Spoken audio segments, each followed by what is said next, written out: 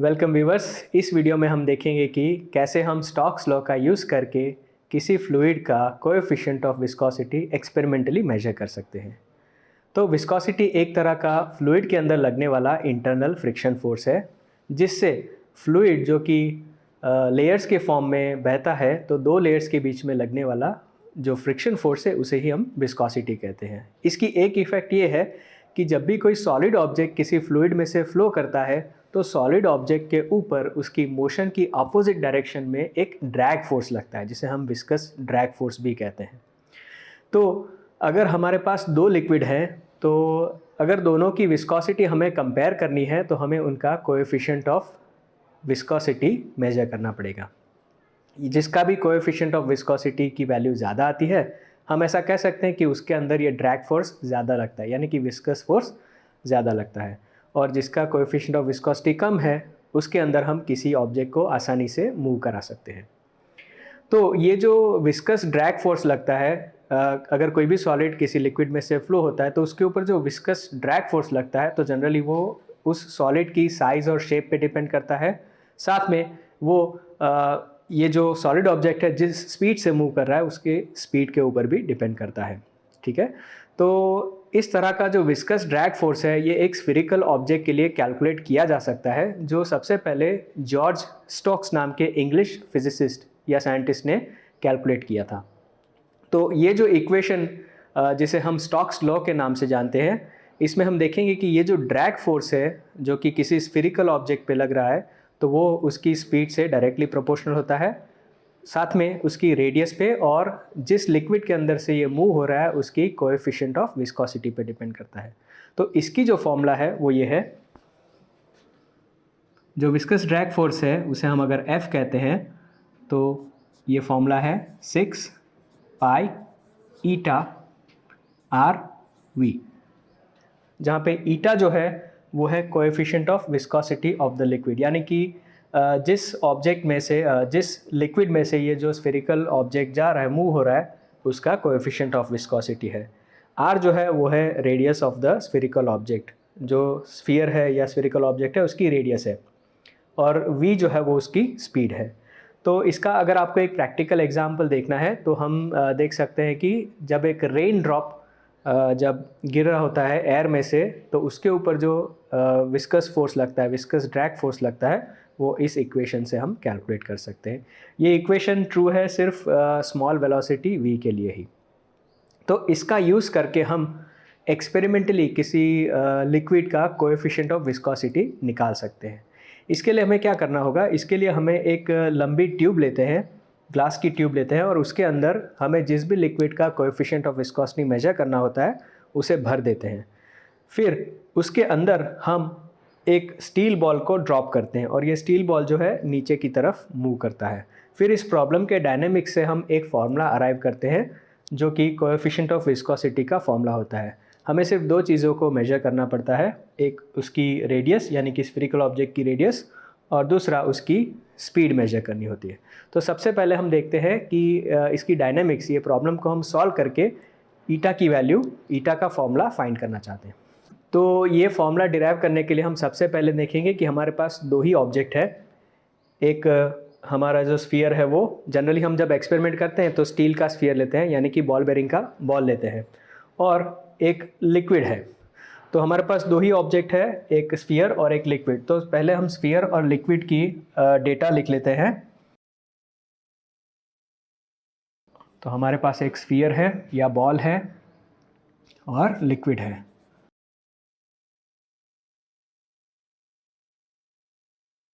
मान लीजिए कि स्फीयर की डेंसिटी, यानी वो जिस मटेरियल का बना है, चाहे स्टील का हो, तो डेंसिटी रो है। वहीं पे लिक्विड की डेंसिटी जो है वो सिग्मा है। स्फीयर जो है इसकी रेडियस सपोज r है, और लिक्विड जो है उसका कोएफिशिएंट ऑफ विस्कोसिटी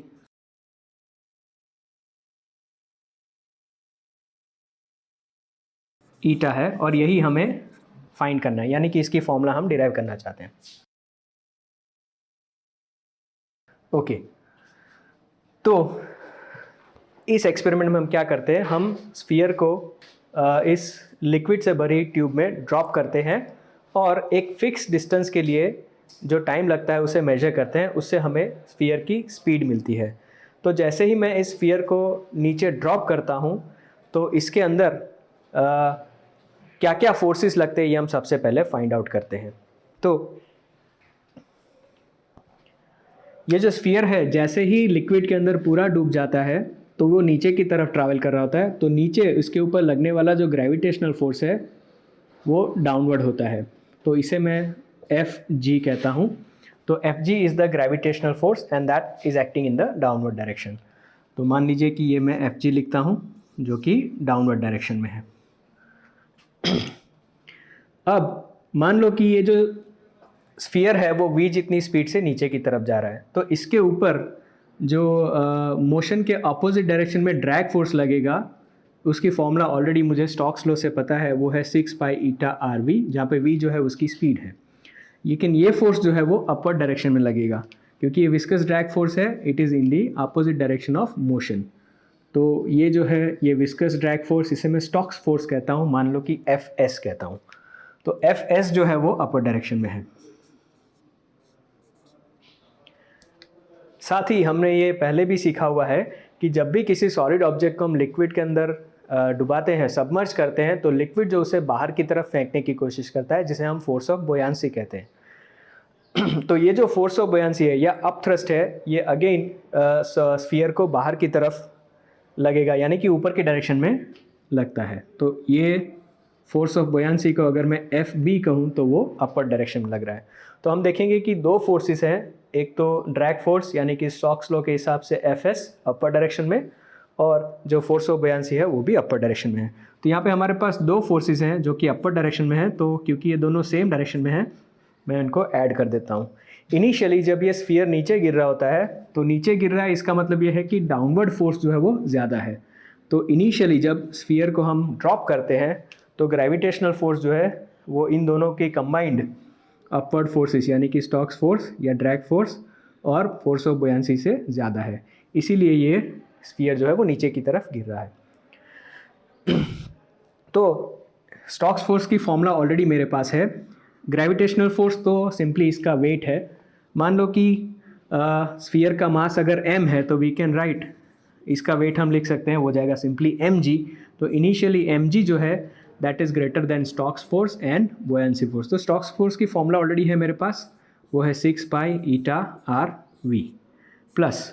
अब फोर्स ऑफ बोयांसी जो है, तो एक बार ऑब्जेक्ट अगर पूरा डूब जाता है तो फोर्स ऑफ बोयांसी कांस्टेंट हो जाता है। फोर्स ऑफ बोयांसी हमें आर्किमिडीज प्रिंसिपल से मिलता है, उसकी जो फॉर्मूला होती है वो है weight of liquid displaced by the body, यानी कि इस ऑब्जेक्ट को जब हम डुबाते हैं तो कितना लिक्विड हट जाता है उसका वेट, यानी कि लिक्विड का वेट है, और कितना लिक्विड है जितना इस ऑब्जेक्ट की साइज़ है उतना ही लिक्विड डिस्प्लेस होता है। तो मान लीजिए कि मास ऑफ लिक्विड अगर ml है तो मास इंटू जी करूँगा तो मुझे वेट मिल जाएगा, where ml is the mass of liquid displaced. तो मैं यहाँ पे लिख देता हूँ ml is mass of liquid displaced, यानी कि कितना लिक्विड हट गया वो, और m is the mass of sphere.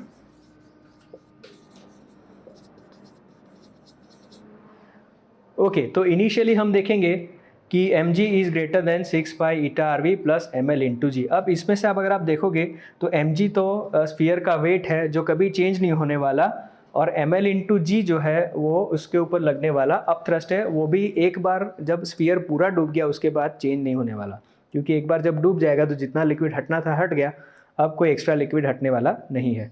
यानी कि ml इंटू जी भी एक कांस्टेंट है, m इंटू जी भी कांस्टेंट है। लेकिन अगर हम इस टर्म को देखेंगे तो क्योंकि टोटल फोर्स नॉन ज़ीरो है, क्योंकि ये वाला फोर्स ग्रेटर है, टोटल फोर्स नॉन ज़ीरो है, इसका ऑब्जेक्ट जो मोशन है वो एक्सीलरेटेड है, यानी कि इसकी स्पीड जो है नीचे की तरफ बढ़ रही होती है।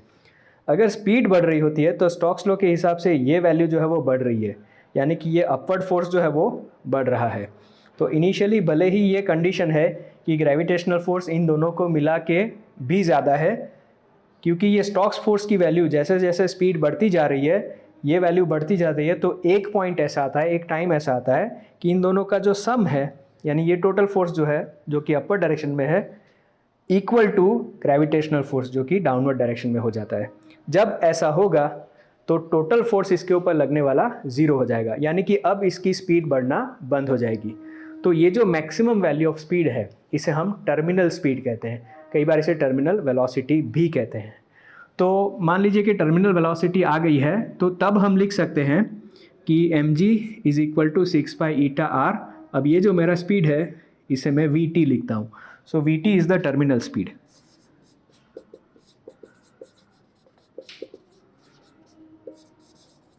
यानी कि इससे आगे स्फीयर की स्पीड नहीं बढ़ेगी। तो अब हमारे पास ये डायनामिक्स में टोटल फोर्स ज़ीरो है, एक्सेलरेशन ख़त्म हो गया है। अब जो स्फीयर है वो एक कांस्टेंट स्पीड से नीचे गिर रहा है। इसी कांस्टेंट स्पीड को हम टर्मिनल स्पीड कहेंगे या टर्मिनल वेलोसिटी कहेंगे। तो इससे मैं ईटा की फॉर्मूला आसानी से निकाल सकता हूँ। अगर इस mlg को मैं लेफ्ट हैंड साइड पे लेके आता हूँ और m को मैं कॉमन ले लेता हूँ, g को कॉमन ले लेता हूँ, तो I will have m minus mlg is equal to 6π∗r vt। Okay, अब m और ml क्या है? m तो है मास ऑफ स्फीयर और ml है मास ऑफ लिक्विड डिस्प्लेस्ड, यानी कि स्फीयर का मास और जितना लिक्विड हट गया उसका मास। अब मुझे इनकी डेंसिटी पता है तो मैं मास निकाल सकता हूँ। मास क्या होता है? Mass is density times volume.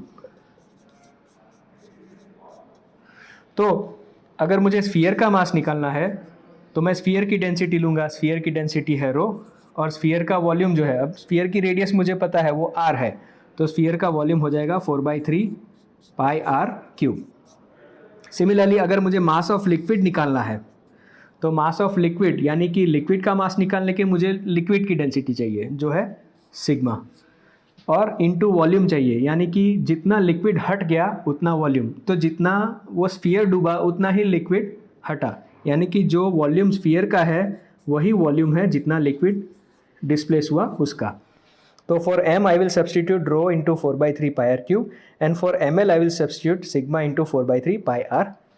तो अगर ये वैल्यू यहाँ पे सब्सटीट्यूट करूँ तो 4/3πr³ तो कॉमन आ जाएगा, तो we will have simply 4/3πr³ rho minus sigma g into equal to 6π∗r∨v∨t।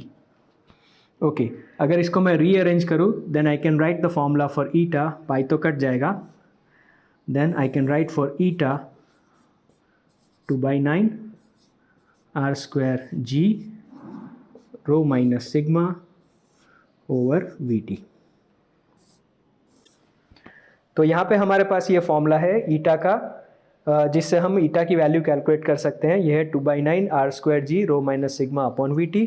इसमें g की वैल्यू तो ग्रेविटेशनल एक्सेलरेशन कांस्टेंट है, रो जो है वो डेंसिटी ऑफ बॉल है, ये हम पता होती है, सिग्मा जो है वो डेंसिटी ऑफ लिक्विड है, ये भी पता होती है।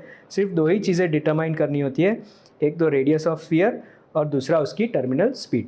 तो आइए अब हम देखते हैं कि इसको एक्सपेरिमेंटली कैसे परफॉर्म किया जा सकता है।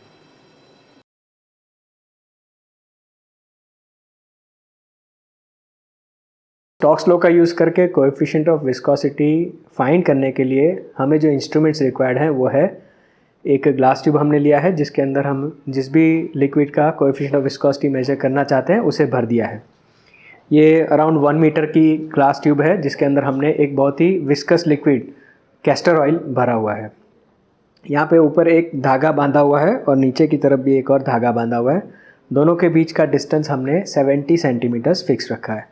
हमने कुछ अलग अलग साइज़ के स्टील बॉल्स लिए हैं, बॉल बेरिंग के बॉल्स लिए हैं। साथ में इसकी रेडियस मेजर करने के लिए हमें एक स्क्रू गेज चाहिए, और जब हम बॉल्स को ड्रॉप करेंगे तो ये जो फिक्स 70 सेंटीमीटर डिस्टेंस है उसके लिए लगने वाले टाइम को मेजर करने के लिए हमने स्टॉपवॉच लिया है।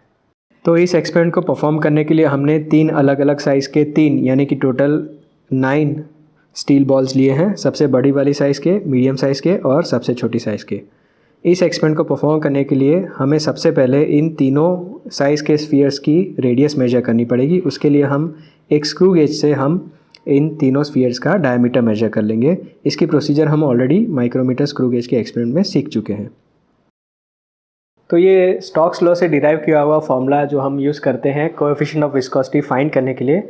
एक्सपेरिमेंटली हमने देखा कि हमें सिर्फ 2 ही चीज़ों को मेजर करना है, एक तो रेडियस ऑफ द स्फीयर जो हम ऑलरेडी कर चुके हैं using a micrometer screw gauge. अब हमें बस उसकी टर्मिनल स्पीड मेजर करनी है। तो टर्मिनल स्पीड मेजर करने के लिए हम जो फॉर्मूला यूज़ करेंगे वो है डिस्टेंस अपॉन टाइम। हम क्या करेंगे, 1 बाई 1 इस स्टील बॉल्स को इस ट्यूब के अंदर ड्रॉप करेंगे। हमने इस ऊपर वाले धागे और नीचे वाले धागे के बीच के डिस्टेंस को फिक्स रखा है 70 सेंटीमीटर्स। तो एक स्टॉप वॉच लेके जैसे ही मैं स्टील बॉल को ड्रॉप करूँगा और ये स्टील बॉल जैसे ही ये पहला थ्रेड क्रॉस करेगा, मैं अपनी स्टॉप वॉच स्टार्ट करूँगा और फिर जैसे ही नीचे वाला थ्रेड क्रॉस होगा मैं स्टॉप वॉच को बंद कर दूँगा। तो इससे मुझे ये जो 70 सेंटीमीटर्स का डिस्टेंस है उसके लिए ट्रैवल टाइम मिल जाएगा। तो डिस्टेंस अपॉन टाइम करके मुझे स्पीड मिल जाएगी और रेडियस और स्पीड की वैल्यू को मैं इनपुट करके ईटा की वैल्यू यानी कि कोएफिशिएंट ऑफ विस्कोसिटी की वैल्यू कैलकुलेट कर सकता हूँ। ऐसा मैं हर एक साइज़ के 3 स्फीयर के लिए करूँगा, यानी कि हर एक साइज़ के लिए मुझे 3 टर्मिनल वेलोसिटी की वैल्यू मिलेगी और उनकी मैं एवरेज लेके फाइनली ईटा की वैल्यू कैलकुलेट करूँगा। ऐसा मैं तीनों साइज़ के लिए करूँगा।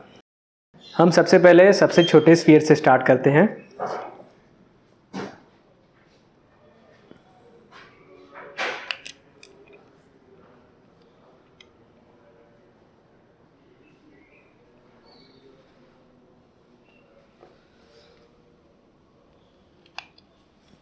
तो इसके लिए जो टाइम लगा है वो है 11 सेकेंड्स एंड 6 सेंटीसेकेंड्स।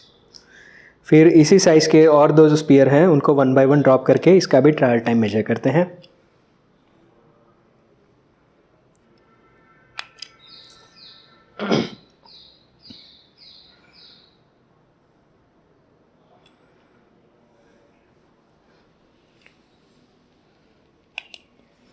तो 11 सेकेंड्स एंड 19 सेंटीसेकेंड्स। फिर ये आखिरी वाला स्फीयर।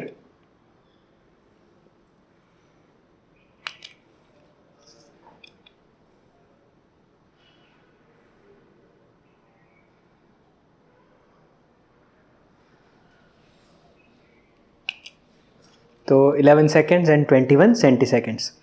अब हम जो मीडियम साइज़ का स्फीयर है उनको 1 बाई 1 ड्रॉप करते हैं और उसके लिए जो ट्रैवल टाइम है वो मेजर करते हैं।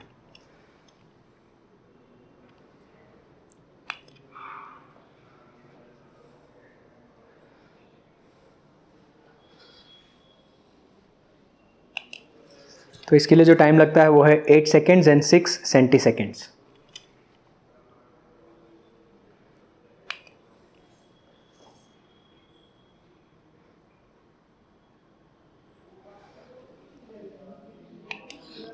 और इसके लिए जो टाइम लगा वो है 8 सेकेंड्स एंड 9 सेंटीसेकेंड्स।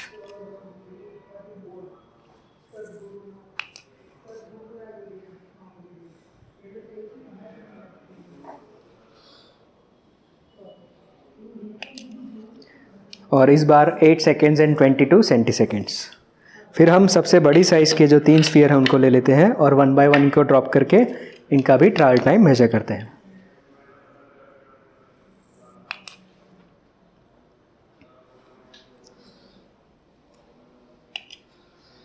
तो 5 सेकेंड्स एंड 25 सेंटीसेकेंड्स।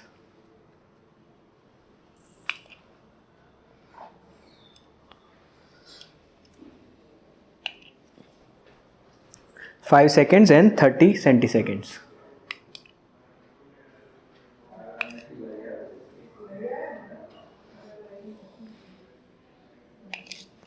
इस बार 5 seconds and 13 centiseconds.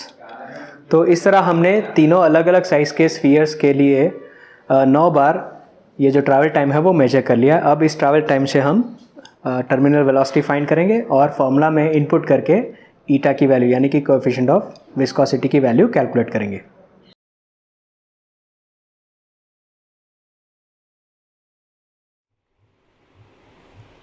स्फीयर का डायमीटर मेजर करने के लिए हमने जो स्क्रू गेज लिया था उसकी लीस्ट काउंट है 0.001 सेंटीमीटर और जो डायमीटर हमने मेजर किए थे वो स्क्रीन पर आप देख सकते हैं। सबसे छोटा स्फीयर जो है उसका डायमीटर है 0.400 सेंटीमीटर, जो मीडियम साइज़ का डायमीटर है वो है 0.467 सेंटीमीटर और सबसे बड़ा स्फीयर जो है वो है 0.634 सेंटीमीटर।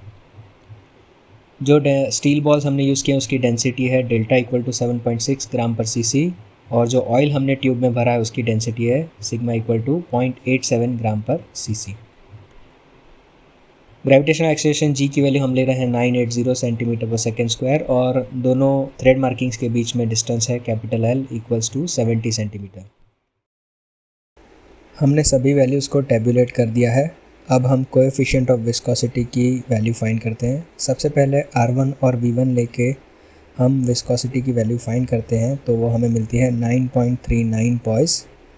अब हम R2 और V2 का यूज़ करके कोएफिशिएंट ऑफ विस्कोसिटी की वैल्यू फाइंड करते हैं तो वो हमें मिलती है 9.23 पॉइस।